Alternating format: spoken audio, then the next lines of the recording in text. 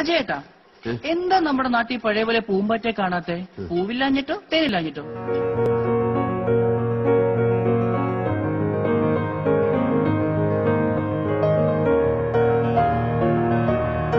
എവിടെ പോയി നമ്മുടെ തൊടികളിൽ നിറങ്ങൾ നീരാടിയിരുന്ന പൂമ്പാറ്റക്കാലം?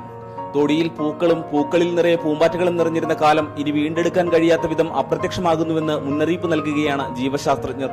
വർഷം തോറും ജനുവരി മുതൽ ഏപ്രിൽ വരെയുള്ള 4 മാസക്കാലം പൂമ്പാറ്റകൾ കൂട്ടമായെത്തിയിരുന്ന കേരളം ശലഭങ്ങളുടെ ശവപ്പറമ്പായ കണക്കുകൾ ആസന്നമായ പരിസ്ഥിതി ദുരന്തത്തെക്കുറിച്ച് മുന്നറിയിപ്പ് നൽകുന്നതാണ്. തനദിനങ്ങളും ദേശാടകരായ ശലഭ ഇനങ്ങളും അടക്കം 174 ഇനം പൂമ്പാറ്റകളെയാണ് പശ്ചിമഘട്ടത്തിനിപ്പുറം കണ്ടെത്തിയിട്ടുള്ളത്. ഇവയിൽ തന്നെ മിക്ക ഇനങ്ങളുടെയും പറുദീസയായിരുന്നു കേരളം. കൃഷിരീതിയിൽ വന്ന മാറ്റങ്ങളും വനനശീകരണവും കാലാവസ്ഥാ മാറ്റവുമാണ് പൂമ്പാറ്റകളുടെ പിന്മാറ്റത്തിന് കാരണം. കേരളത്തിന്റെ തനത് ശലഭ ഇനങ്ങളായ അരളിശലഭം, ആവണിച്ചോപ്പൻ, കുഞ്ഞുവാലൻ, വരയൻ കോമാളി, മഞ്ഞപ്പാപ്പാത്തി, തീച്ചിറകൻ, വയൽക്കോത, പൊട്ടുവാലാട്ടി, ഇലമുങ്ങി, മുളന്തവിടൻ, നീലവിറവാലൻ, പൂങ്കണ്ണി, ചുട്ടിക്കറുപ്പൻ, വനദേവത, പൊന്തച്ചുറ്റൻ തുടങ്ങിയവ കടുത്ത വംശനാശത്തിന്റെ വക്കിലാണെന്നും കഴിഞ്ഞ വേനൽക്കാലത്ത് കേരളത്തിൽ ഇവയെ വിരളമായി മാത്രമേ കണ്ടിട്ടുള്ളൂവെന്നും ജൈവവൈവിധ്യ ബോർഡിന്റെ വാർഷിക റിപ്പോർട്ടിലുണ്ട്. ഇരട്ട ആറ്റ, എരിക്കുതപ്പി, തെളിനീലക്കടുവ, ഇരട്ടവരയൻ സാർജന്റ്, വെള്ളിവരയൻ, മഞ്ഞത്തകരമുത്തി തുടങ്ങിയ പശ്ചിമഘട്ടത്തിലെ ചില ഇനങ്ങൾക്ക് പൂർണ്ണമായ വംശനാശവും സംഭവിച്ചു. കഴിഞ്ഞ 3 വർഷം ദേശാടന ശലഭങ്ങളായ മൊണാർക്കുകൾ കേരളത്തെ ഏതാണ്ട് പൂർണ്ണമായും ഉപേക്ഷിച്ചു. ഇവയെല്ലാം കാടുകൾ ഉപേക്ഷിച്ച് ലാർവകൾ നിക്ഷേപിക്കാനായി നാട്ടിൻപുറങ്ങൾ തിരഞ്ഞെടുക്കുന്ന ശലഭങ്ങളാണ്.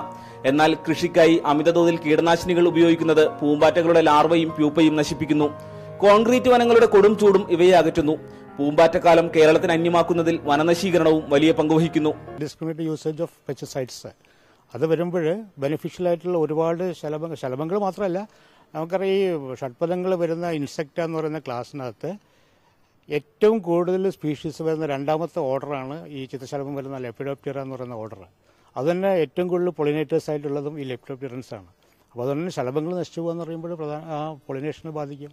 അപ്പോൾ ഷഡ്പദങ്ങൾ നശിച്ചു പോയി കഴിഞ്ഞാൽ പിന്നെ നമുക്ക് ആർട്ടിഫിഷ്യലായിട്ടുള്ള പരാഗണം നടത്തിയിട്ട് ടിഷ്യൂ കൾച്ചർ വഴിയോ അല്ലെങ്കിൽ അതുപോലെയുള്ള ഏതെങ്കിലും ആർട്ടിഫിഷ്യലായിട്ടുള്ള രീതികളിലൂടെ മാത്രം പരാഗണം നടത്തേണ്ട ഒരു ഗതികേടിലേക്ക് എത്തിക്കും. കേരളത്തിന്റെ സ്വാഭാവിക പച്ചപ്പ് നിലനിർത്തുന്ന സസ്യപരാഗണം 90% നടക്കുന്നത് ഷഡ്പദങ്ങളിലൂടെയും ശലഭങ്ങളിലൂടെയുമാണ്. ഇവയില്ലാതാകുമ്പോൾ സസ്യങ്ങളുടെ നിലനിൽപ്പിന് ഭീഷണിയാകും. 1974 അമേരിക്കയിലെ ടെക്സാസിൽ മലിനീകരണം മൂലം ശലഭങ്ങളുടെ കൂട്ടമരണം സംഭവിച്ചിരുന്നു. പരാഗണം നടക്കാതെ അർദ്ധമരുഭൂമിയായ ഇവിടെ പിന്നീട് സർക്കാർ കൃത്രിമ ശലഭ ഹാച്ചറികൾ സ്ഥാപിച്ചാണ് ദുരന്തത്തെ നേരിട്ടത്. ചിത്രശലഭങ്ങൾ അതിജീവിക്കാതായതോടെ പരാഗണം നടക്കാതെ സസ്യങ്ങൾ വന്ധ്യംകരിക്കപ്പെടുന്ന നിശബ്ദ പാരിസ്ഥിതിക ദുരന്തമാണ് കേരളത്തിലും സംഭവിക്കുന്നത്. Bineesh Aravindan, Palakkad, India vision.